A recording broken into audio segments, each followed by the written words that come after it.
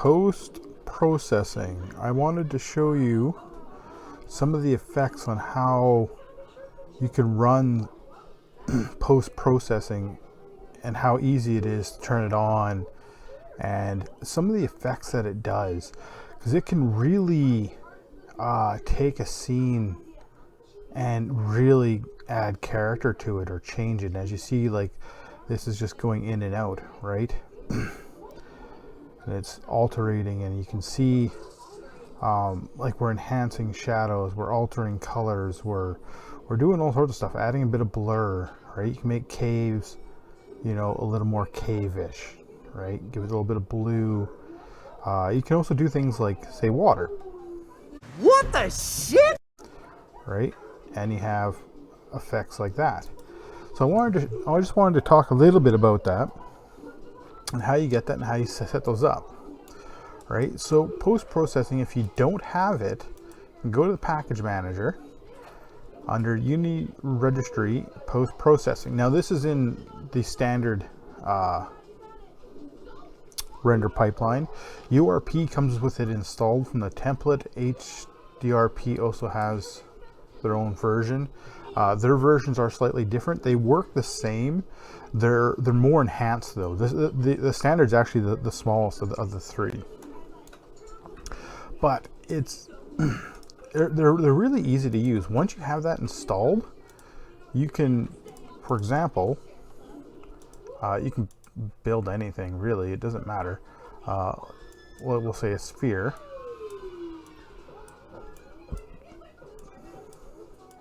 Actually, really only need the collider, but like if I remove this crap. So here we have a collider, and you could use any collider. It needs to be a trigger. It needs to have a component called post-processing volume. And you can make these global, it affects everything, or not global, it affects the range, right? And you can make these as big as you want. You can also have a blending distance. As they come in, it slowly, interpolates all the values to it.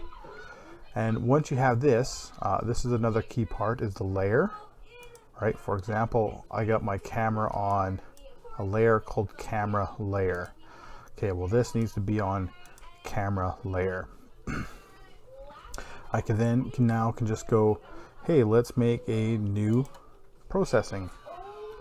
There it is, right there. I can just add effects, right?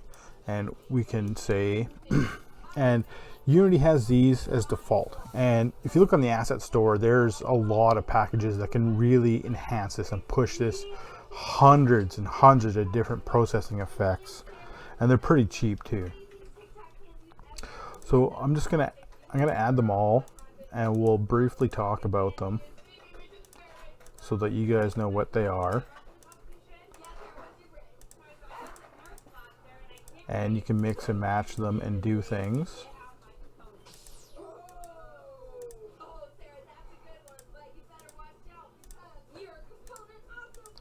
And if you notice in the water version I had, like if I take the camera and I go over to the water,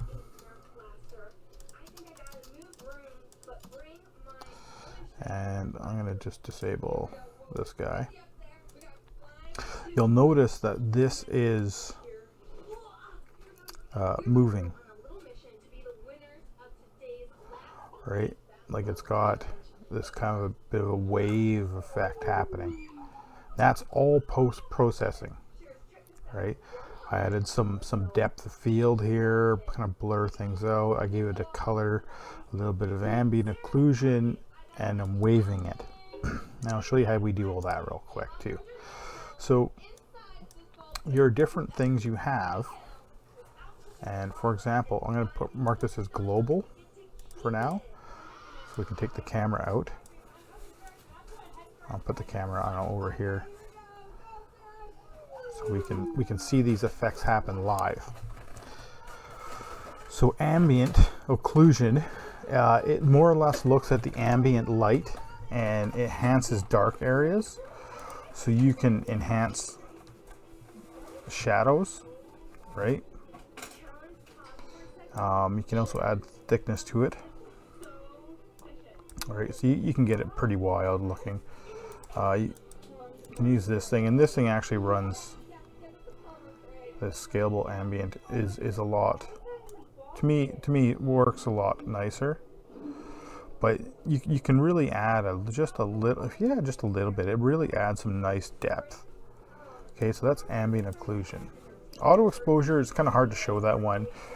If your player was on, say, in a building and it's got, you know, X amount of light into it, it's kind of dark, and then go outside and it's bright, you know, it'll have that deeper shadow and then it fades. Like it's like you're walking in from outside and you're going inside and everything, like, oh my god. Same kind of idea. Blue makes lighting, it almost gives it that volumetric style feeling to it. Like if you look at this campfire, you know, as you enhance it, you kind of get this glowing effect. It's great for torches or whatever, car lights and stuff like that. And it also works on textures that have the emission, the emission textures. You can tell it how bright you want it to go. So that's bloom, and I love bloom. I use bloom all the time. Spectral, or sorry, the chromatic. If you look down here in this guy here, as we go up, we get that. You can almost use that as a speed effect or a dash effect. You're sitting here and you just ram it up and down. I don't know. Probably lots of different things you can do. Color is a beautiful way for any artists that are out there. I am not an artist, but I mean, I know enough that if I were to dim this down just a bit, going to the blue, or cold, I guess, because it's using temperature, which is why it's using blue, it feels colder, right? Great for those caves and dungeons and stuff. You just give it that little bit of blue, it gets that cold. Whereas you go the other way, it gets warm. You add a little bit of the reddy orange to it, things warm up, right? So you can really affect on a psychological level here. And you can play with tints and stuff too. Depth of field, you know, where's our focus from the camera, right? Camera's probably not in a very good spot to actually see this. Let's go over to this tree, maybe. So you can set up a distance, but you also need to kind of run these things, and this is kind of the how kind of the range of how thick it is that you can see, if that makes any sense whatsoever. Right, like for example, we want to say focus that tree. Probably need to move that out. Right about there. Bring that in.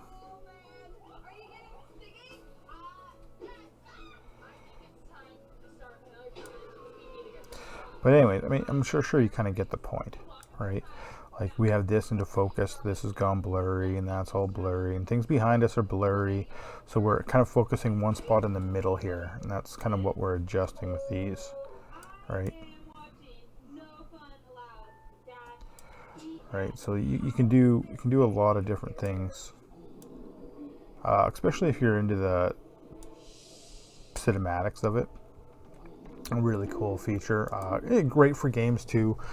Really useful for larger scenes. You got a large scene, you got some trees and crap way out there, you got some fog and stuff, and you know, like you're occluding various things out, and things have to pop in with their LODs and stuff. And the idea is you want to have the highest performance, so you don't want to be showing everything you can and have high definition everywhere you can, because you're going to kill performance. So you mask things, right? And we mask things with fog, try to cover up those trees that are just kind of going out of range, so that we can get rid of the trees behind that. You don't even notice it.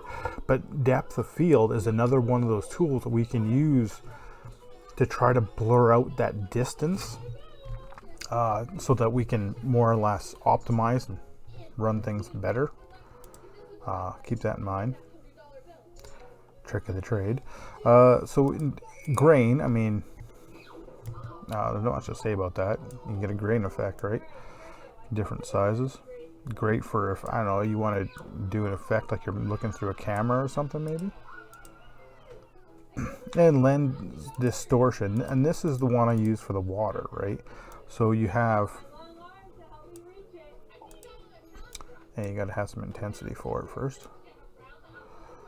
Probably not so much that we're destroying everything. Let's give it a little bit. But as you see, you can just distort everything, screw everything right up. You can also move to where it's happening. You can have some weird drunk effects or teleportation effect here happening there. That's some crazy shit going on. Motion blur, there's not much to talk about that. I mean, it's motion blur. You're moving and you turn that on. Actually, I don't know if I can do this one in editor mode, if it'll let me or not.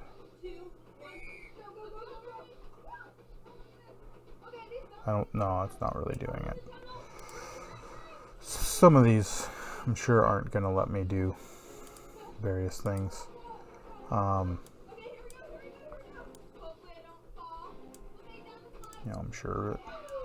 But anyways, I mean, blur is nice. You have a bit of blur for your games, but you got to be kind of careful. Blur is one of those things that you can make things almost look smoother as you move around, but at the same time, it's one of those things that it tends to piss people off for some reason. So don't overuse it. Screen space reflections, it's for deferred and stuff like that. This is just more or less turn on and off.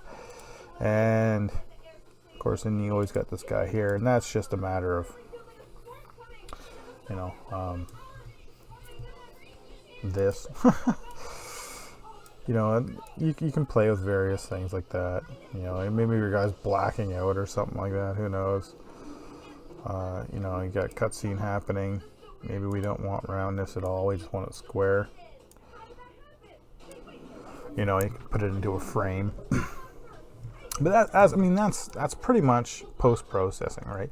They're just kind of a free effect that you can just put on things, and you can make things look really, really, really nice. There's hundreds and hundreds, and if not thousands, of images of the effects that they can have.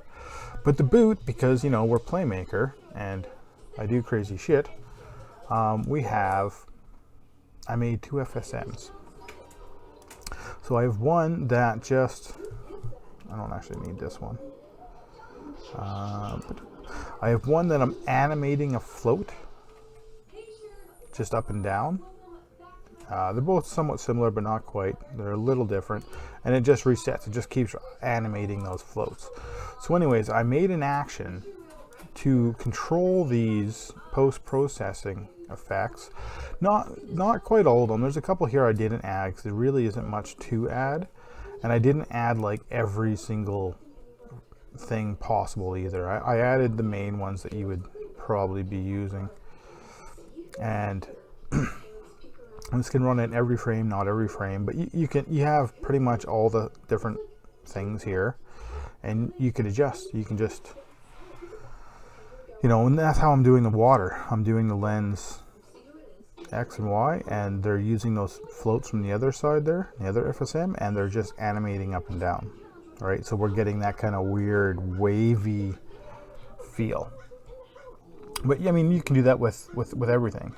And the beauty part is the way I wrote the script is if you have a value, it will take that value. If you don't want to use everything and you have these, maybe you got some variables in here, you know, it'll use those, but anything that says none, it just completely bypasses. So if you don't want to use it, or you only want to affect, you know, like in this case, I'm just affecting these two, and just leave those to none, and that's it. And it'll affect just those two. It won't worry. It won't even look at those ones. It'll just do these two. So I'll attach that action to my GitHub, and I'll put a link to that in the description of this video. But that is post-processing. Hopefully quick and easy.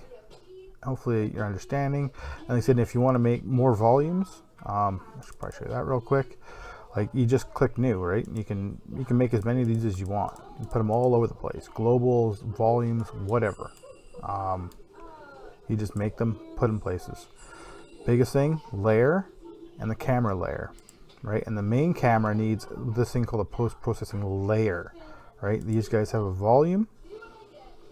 This guy has a layer, right? And we can do, well, the layer, some AA stuff there. But yeah, I mean, it's pretty simple. That is post-processing in a nutshell. Talk to you later.